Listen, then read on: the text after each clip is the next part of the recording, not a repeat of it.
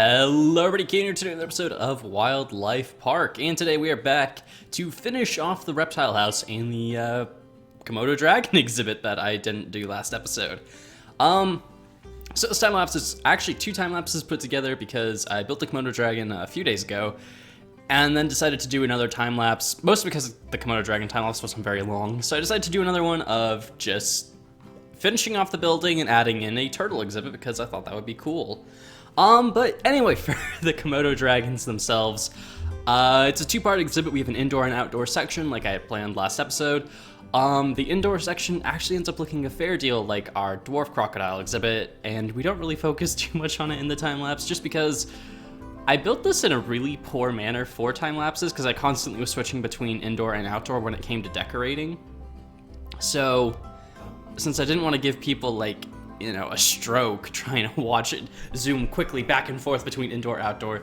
The rest of the time it basically just follows the outdoor section, but I think it looks really cool as well. We have an elevated pathway up here. I say elevated, it just goes up one block, with a recessed little area out here for them. In fact, I believe this whole exhibit ends up being about the same size as the anaconda one, which is good. I mean, they're Komodo dragons, they need a lot of space. And this episode this build kind of surprised me, because until I started building this, I didn't realize something, and that was ZAWA has a Komodo dragon. I knew Mo Creatures had one, and that was the one I was intending to use, but I wasn't aware that the ZAWA mod had one. So I was pleasantly surprised by that. Of course, it being ZAWA, it is a fantastic model with wonderful textures, and it just looks really good. I don't know what else to say about that Komodo dragon. It's just a fantastic model, but it's ZAWA, you know, we've come to expect that at this point.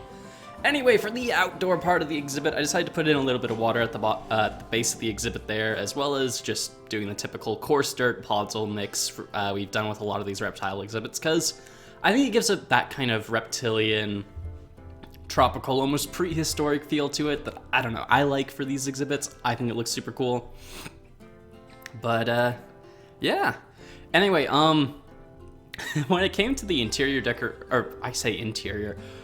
it's the outdoor section. When it came to the decoration of the outdoor section of this, I actually kind of took from the gorilla exhibit of all builds, because I really liked the gorilla exhibit, and you guys really seem to have liked that episode too. Also, if I can quickly say, as of the time I'm recording this voiceover, the first reptile house exhibit did incredibly well, so thank you all for the support and the comments on that video. I was really happy to see it do so well. But yeah, anyway, as you can see, I've added in a tiny bit of a rock wall at the back. That's just kind of to break up the flat texture of the concrete walls, make it look a bit more interesting.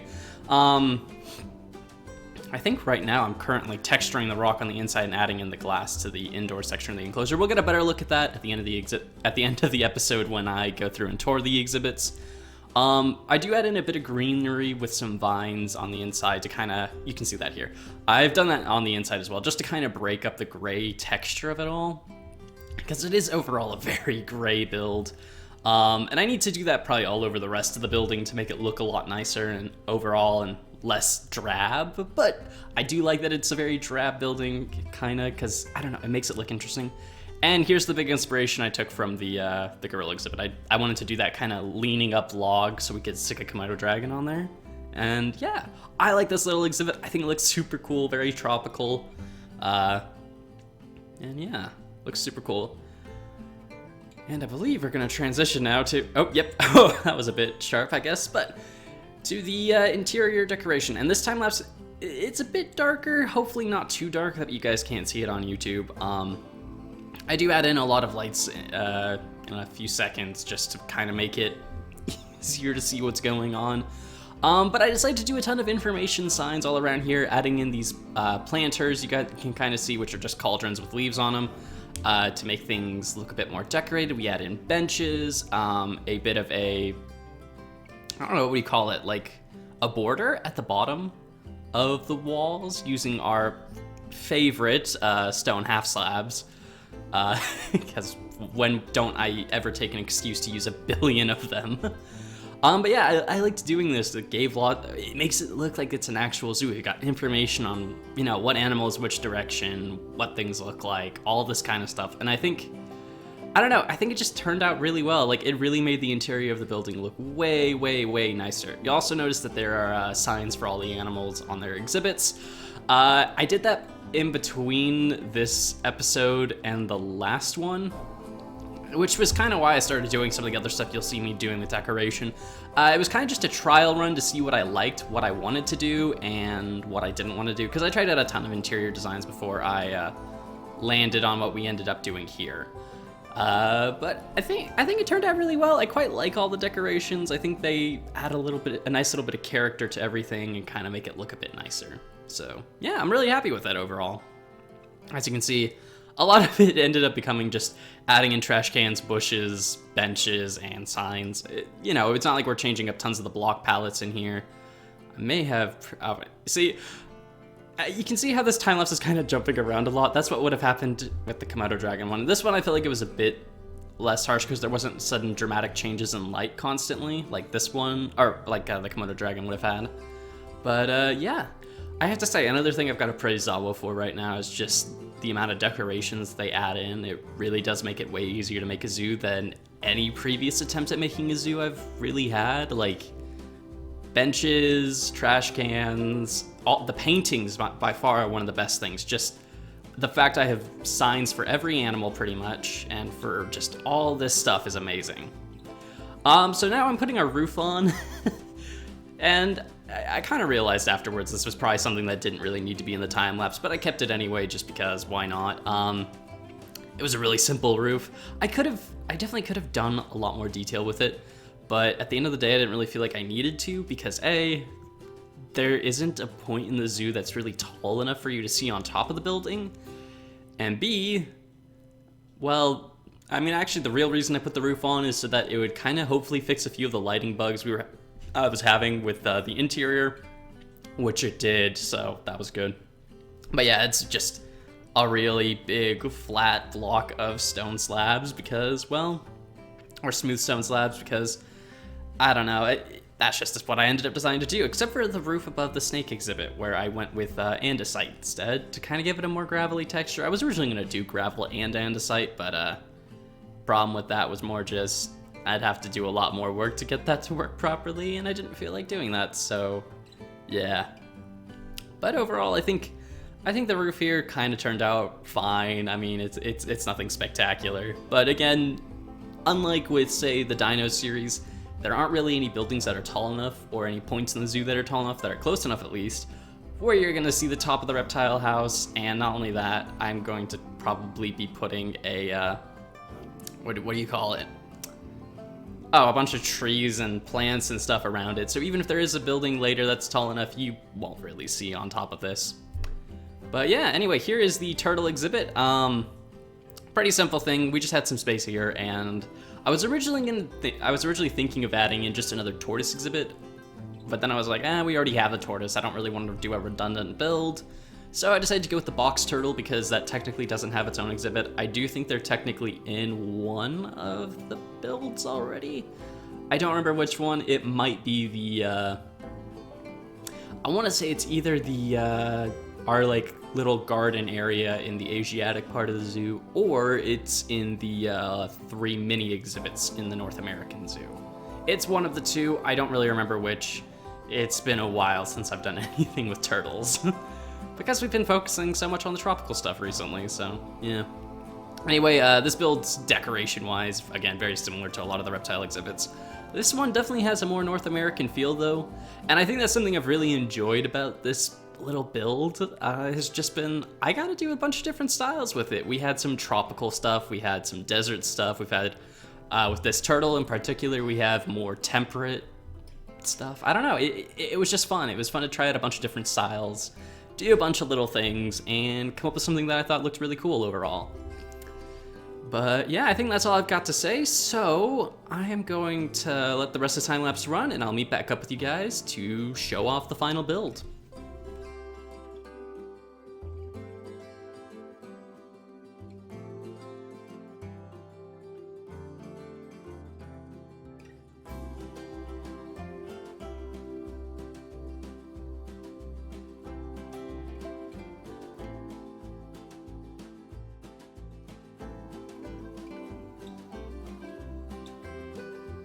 Alright guys, here we are with the finished builds. I am really happy with how this has all turned out. I think this reptile house is by far the, well, maybe not the best thing in the zoo, but it's certainly one of the best things in the zoo. So, let's start in the interior, because that's what we kind of worked on most. And actually, give me a sec, I want to turn that bobbing on. I was playing in 1.16, so that kind of messes up my settings in this version when I come back.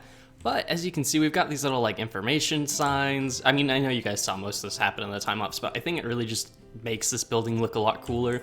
A lot of the animal signs that you see here were added in before the episode, just because I was kind of testing things out to see what I liked. And I think it turned out pretty well. I also added in, for certain exhibits like this one, I added in a few more lights to kind of make them a bit brighter. And I think that worked out well. Also, obviously, you saw the glowstone under the carpet trick that I've been using to kind of light this up a bit more.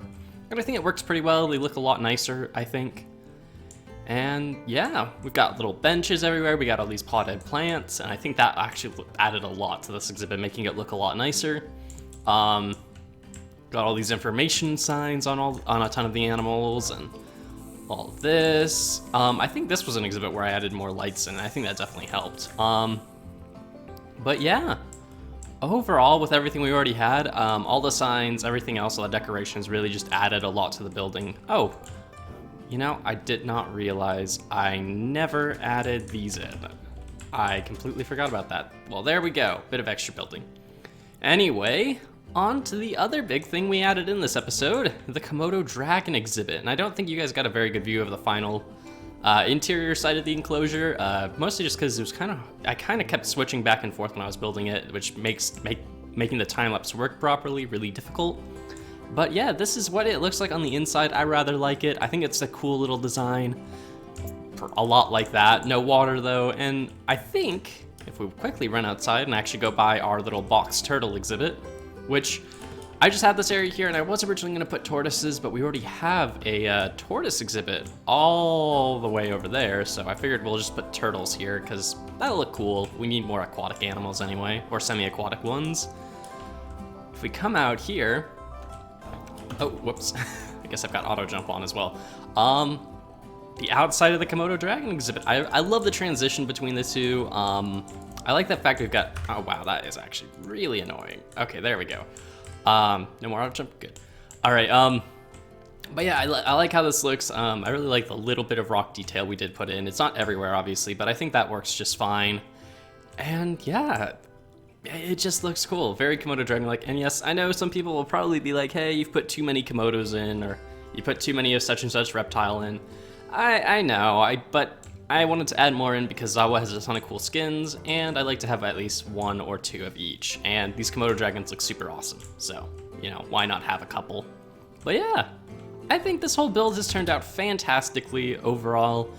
And yeah, it should lead very well into whatever we end up doing next, which I'm guessing is probably going to be the savannah, stretching out somewhere this direction. And once we finish all those, I think the zoo will be just about done. I mean, obviously we'll need to come back, finish up the pathways, finish up decorations, and all that kind of stuff we kind of started over there, but didn't really continue. So yeah, let me know what you guys thought of this build overall. What do you like about it? What do you think we can improve with it? And what are you guys excited to see next episode? So yeah, thank you all for watching. I hope you all enjoyed, and until next time, guys, see ya.